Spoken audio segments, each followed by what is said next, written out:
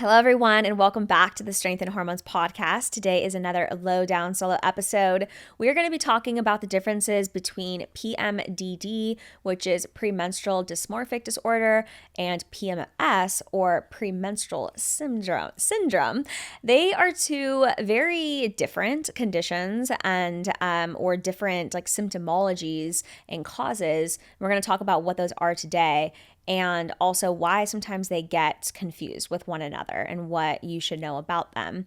Now, we'll start with talking about PMDD, and then we'll talk about PMS after that. And I want to definitely cover some of the natural treatment options and things to consider with both of these, because they can both be situations that afflict so many women and can cause everything from missed days of work to discomfort to depression and, decreased quality of life. So with PMDD, it's really defined as at least 5 symptoms in most menstrual cycles that have to do with severe mood changes and physical symptoms. So we're looking for at least 5 of these different symptoms, and these can vary far and wide. It can be cognitive related, so it could be like brain functioning and concentration related. It can be more mood related, but in the DSM-5, it's actually defined as a depressive disorder. So most commonly we see more low mood and depressive type symptoms with PMDD, but there are other criteria as well within that generally are going to afflict more of your brain, but that also may cause some physical body like inflammatory type symptoms. And I believe that that's really where the overlap can exist. With PMS, it is a little bit less intensive, the symptoms. So there isn't really like a diagnostic criteria for, you need to have more than 5 of these symptoms to classify. And everyone's symptoms might differ. You might not experience them every cycle as well. So those are just some things to take into account, and they're generally not going to be nearly as severe or debilitating, and especially within the mood category as PMDD would be. So with PMDD, we see diverse changes in mood, cognitive function, so how your brain is working, appetite, so we can see changes in increased appetite, generally as a byproduct of depression. And we can also see experience disturbances in sleep patterns. And this is also a PMS symptom, but generally women will notice that they are getting lower quality sleep. They're not able to get as much REM and deep sleep, dealing with more insomnia related issues, difficulty falling asleep as well. And this can be because of some of the hormonal changes that happen during this time. The prevalence of PMDD ranges from about 1 to 8%. So it's a very small prevalence of the population, I would say, especially if you think about just 1%, maybe 8% is a little bit greater, but it's definitely more rare. I would say more commonly, which is, I'm not even sure the exact statistic is out there, but I would say in practice, we see probably about 80% of women that are experiencing more PMS specific symptoms. And the PMS symptoms are things that can easily be supported through some of the hormonal and nutritional strategies that we're going to talk about today.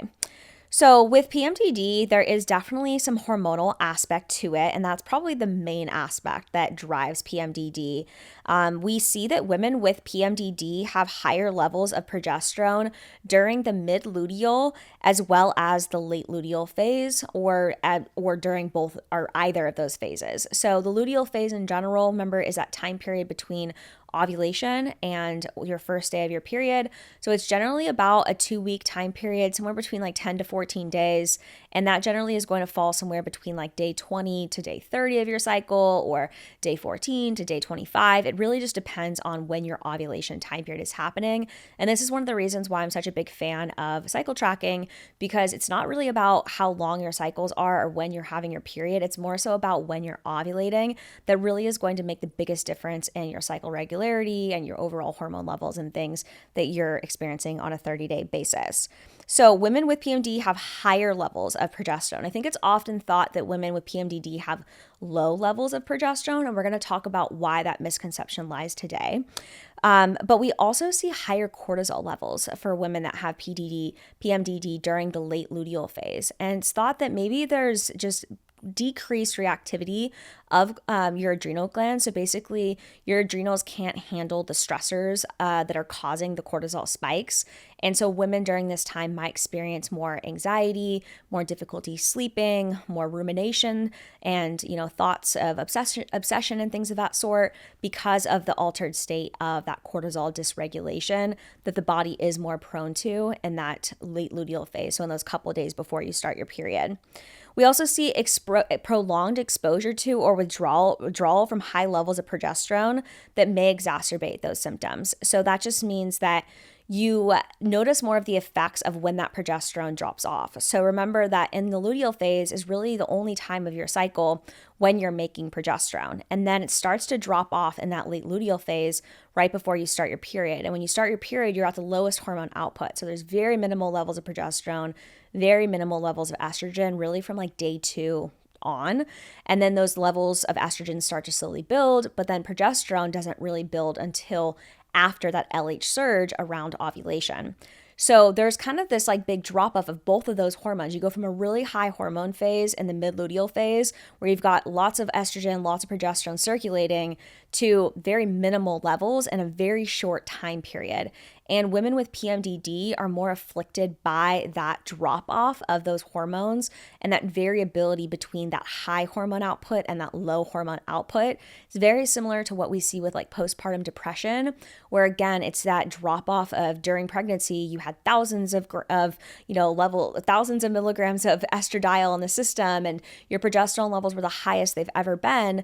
And now there's extreme drop off once you have the baby. And it's that drop off that can cause more of the depressive type symptoms and more of these mood related disturbances.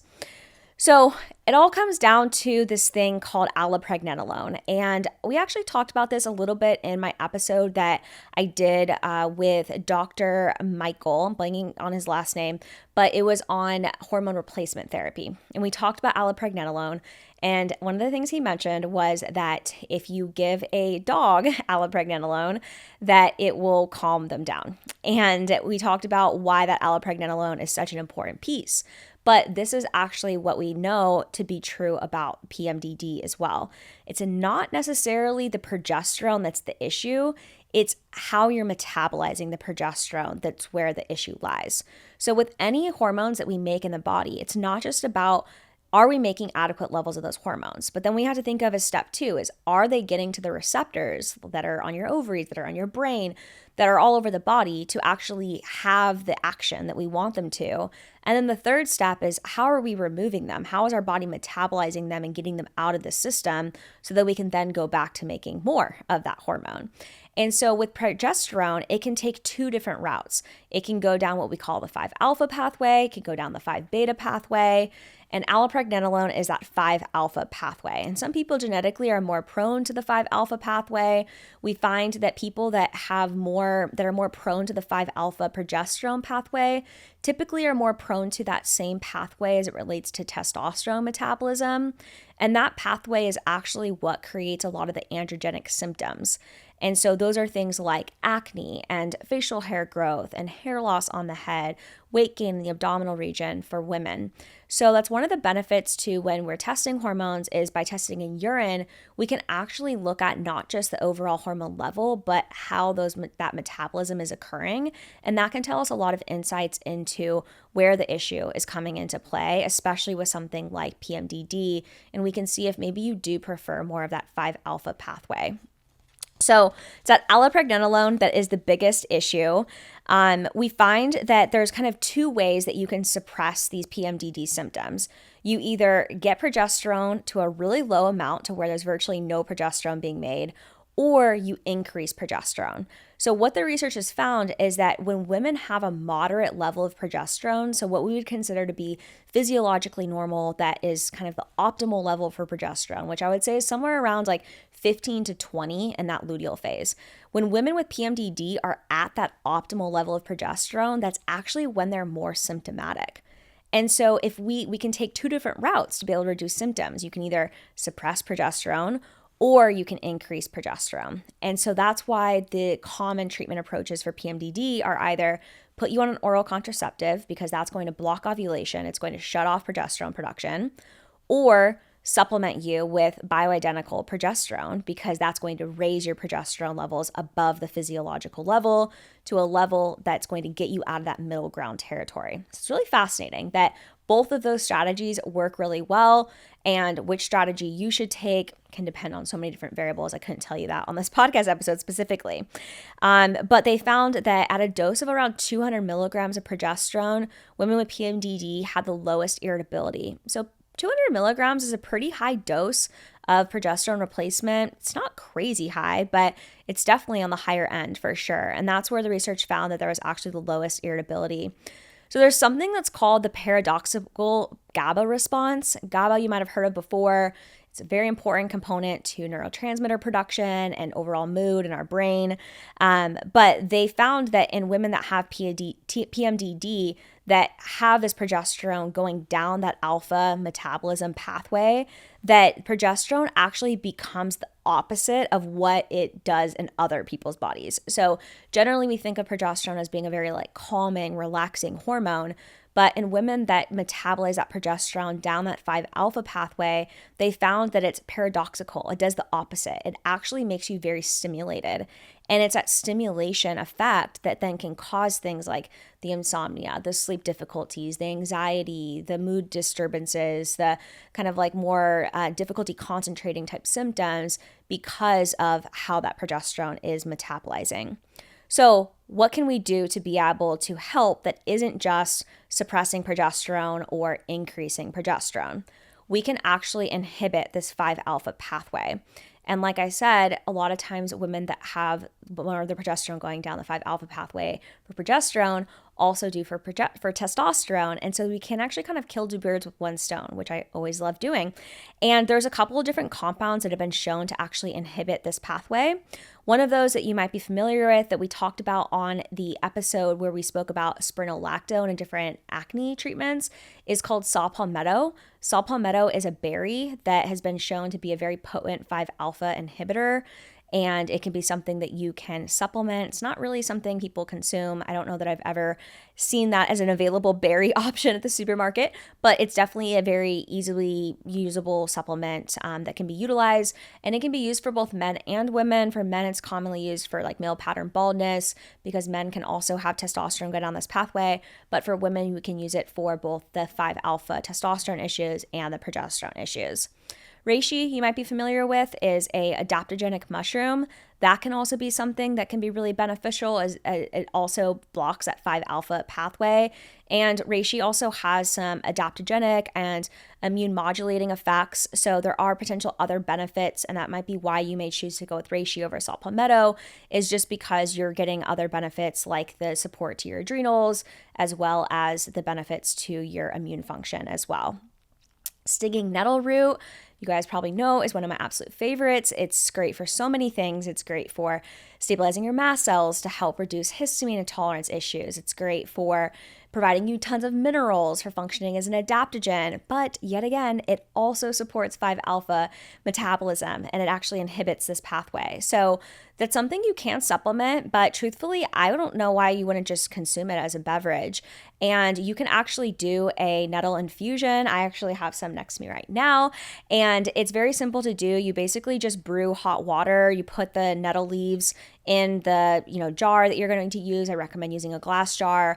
Pour the hot water over the nettle leaves and then leave that on the countertop with a lid over it. Don't tighten the lid, but just put the lid over it so you don't get flies and things in there, and leave it on the countertop for about 8 hours and then strain it. I like to use a cheesecloth. It's just the easiest way to go about it. Strain it into the jar and then transfer that to the fridge, and you can drink it cold.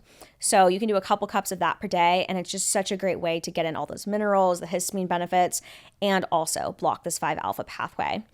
You can also do spearmint tea. Spearmint tea can also be another 5-alpha blocker. It's also delicious, and I've even combined both of them together. You can do the spearmint with the nettle, so that's an option as well if you don't like the way that the nettle tastes on its own. And then EGCG, which is what's the main constituent in green tea, is also a 5-alpha blocker.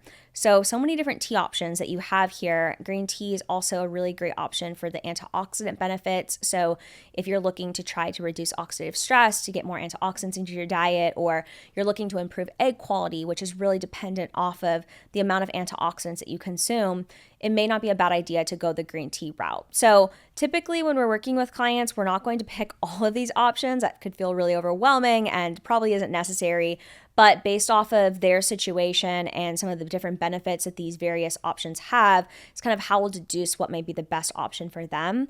But I always recommend that if this is something that you're experiencing, test your progesterone metabolism so that you can see if this is even an issue for you. And then from there, you'll know, do I just need to support my 5-alpha pathway? And is it as simple as that to be able to help with this PMDD symptoms? Or do I need to look at either suppressing or increasing progesterone levels beyond that physiological level to be able to improve that symptomology in that mid-luteal and that late luteal phase? So that is PMDD, and you can see that most of it relates to mood and to cognitive related issues. Now, on the flip side with PMS, there is some crossover. With PMS, you may experience headaches, you may experience fatigue, some insomnia related symptoms, some depressive symptoms for a couple of days, but they're generally not going to be as debilitating and severe and be classified as a psychological condition like it would be with PMDD. So that is how you will know the differences between the two, or if you're working with a care provider, hopefully they'll be able to differentiate what is, the true thing that you are experiencing. With PMS, there is some hormonal cause that drives it, and then there's also some nutritional considerations to really take into account that can also be big drivers for what causes PMS to happen. So as it relates to hormones, one of the big things that can cause PMS is an imbalance between estrogen and progesterone. Progesterone is really important for reducing prostaglandins. Prostaglandins are made in virtually every type of pain mechanism in the body. So if you sprain your ankle, the pain you feel is because of prostaglandins. There's good and bad prostaglandins though. Prostaglandins are what cause your uterus to contract to be able to shed your uterine lining so that you can even have a period. So if we didn't have prostaglandins, there would be no menstrual cycle. However, when those prostaglandin levels get too high, maybe because your resting state of inflammation is already pretty high, that's what leads to a lot of these high prostaglandin type symptoms. They're generally going to be more pain-related symptoms. So if you're thinking you have a prostaglandin-related issue, it's generally going to show up more as cramping, headaches, body aches, fatigue, right? More of these pain receptor type things rather than more mood-related changes. Now, they are elevated because there maybe isn't enough progesterone or because there's too much estrogen. Both situations can increase prostaglandins above the level that they should be. Having chronic inflammation can also be a big variable here too, and that's one of the reasons why we want to make sure that we're supporting your overall inflammation levels every day of the month, but that we're also understanding, are your estrogen and progesterone levels within balance of one another? Because when they're in balance of one another, you generally aren't going to have any issues with these prostaglandin-related symptoms. So these cramps can occur when your estrogen levels rise, progesterone levels are not adequate enough to counterbalance that estrogen, which we oftentimes think of as estrogen dominance. And progesterone works to alleviate these cramps by actually relaxing the uterine smooth muscles. So remember, progesterone can be very relaxing unless you have that paradoxical GABA response. It's going to be relaxing to everything. Your nervous system, it's going to make you feel calm, it's going to make you feel less anxious, and it's going to help your uterine muscles relax, which is going to prevent that cramping from occurring. So hormonally, prostaglandins can be a big driver. Estrogen in too much can be a big driver, and progesterone in too little of a quantity can also drive PMS symptoms. And sometimes I find for women that it's not so much that maybe they're not making enough progesterone, but there isn't an adequate progesterone production for a long enough period of time. Generally, we see this a lot with shorter cycles or with women that are ovulating really late, and then they're starting their period at day 28 or something. If you're ovulating on day 22 and you're starting your period on day 28, that's only 6 days of progesterone production. That's generally not enough to be able to counterbalance that estrogen that's been made for the last 20 something days. And then that can also lead to more of these prostaglandin related issues. Okay, let's talk about some of the nutritional things that can cause PMS. So we know that minerals are a big piece of this equation. We've talked about the role of minerals with the thyroid a lot, but they also can play a really important role as it relates to your PMS symptoms as well. Calcium has been shown to be an effective strategy for decreasing PMS pain, and disruption of how our body regulates calcium can actually be an underlying factor in recurrent period pain. So we want to make sure that we have the right balance of calcium.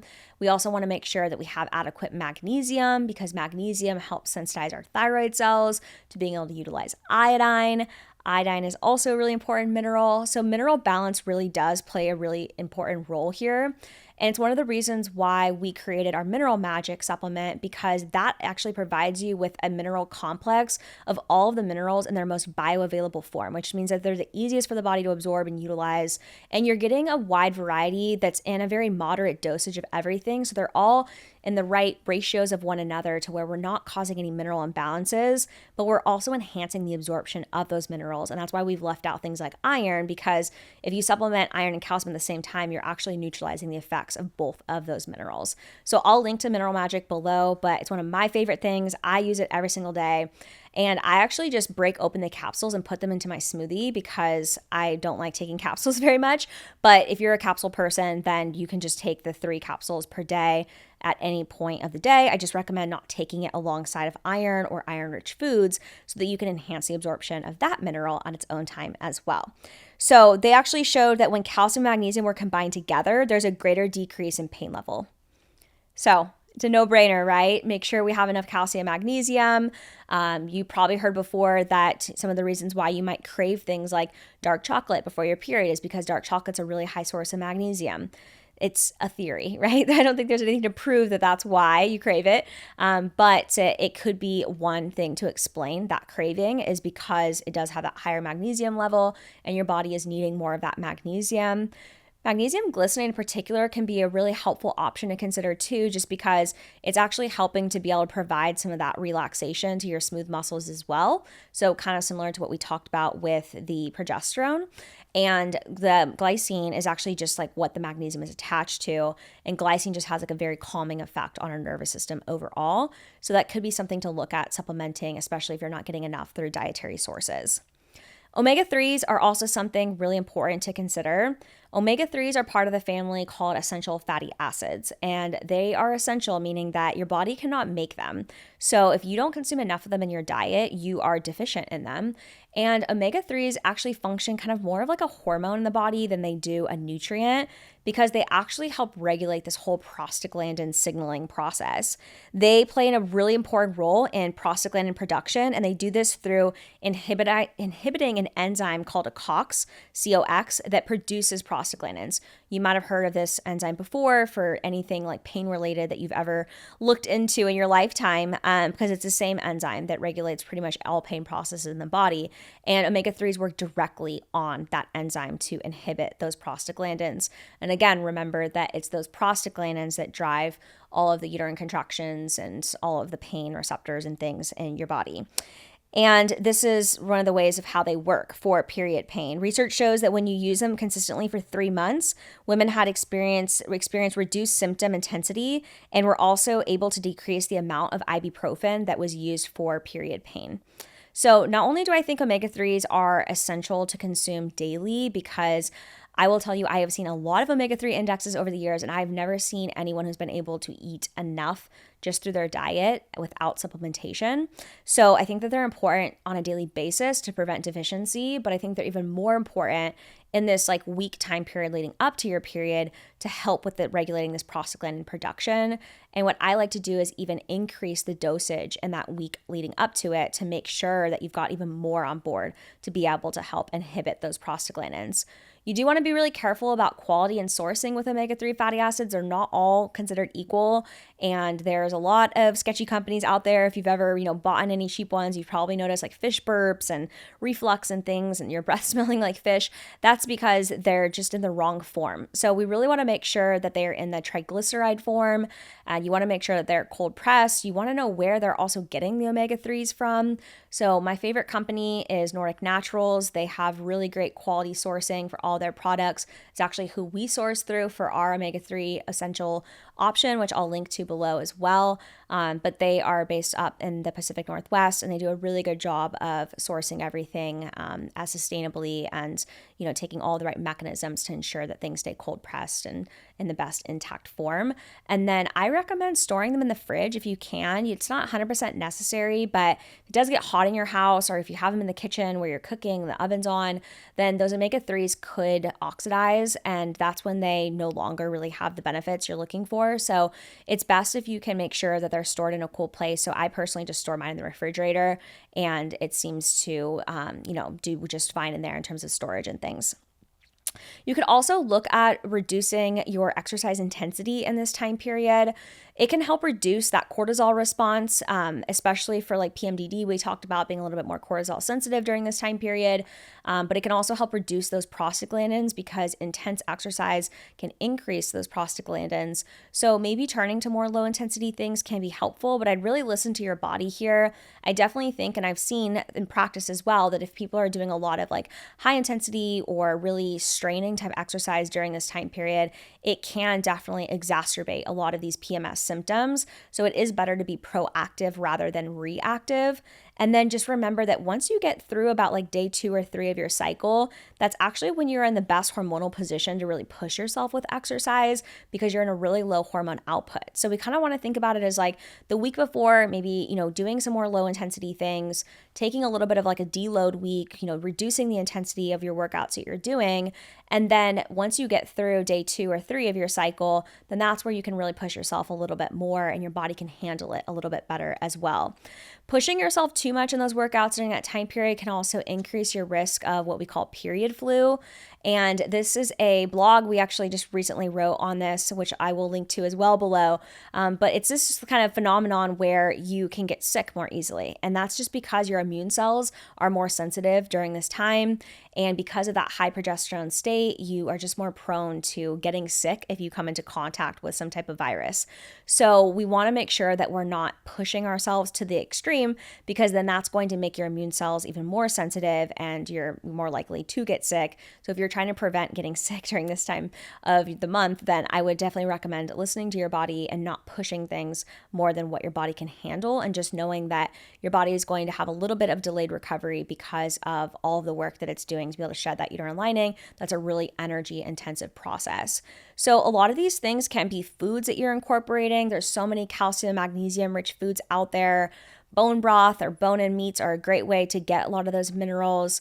Calcium also can come in the form of dairy options if that's something you're able to consume. Broccoli, kale also have tons of calcium. Magnesium you can get through pumpkin seeds and dark leafy greens and dark chocolate like we talked about. So tons of ways to get those. And then you can use something like Mineral Magic for just a daily supplemental kind of baseline support. Omega-3s you can get through all of your fatty fish. So salmon and sardines are really great options. You also get a little bit through grass-fed proteins. When the animal eats grass, they convert that over to omega-3s for you. So that is one of the benefits of choosing grass-fed and finished versus grain-fed and finished, is because you get that higher omega-3 content. And then of course you can also supplement in addition to that.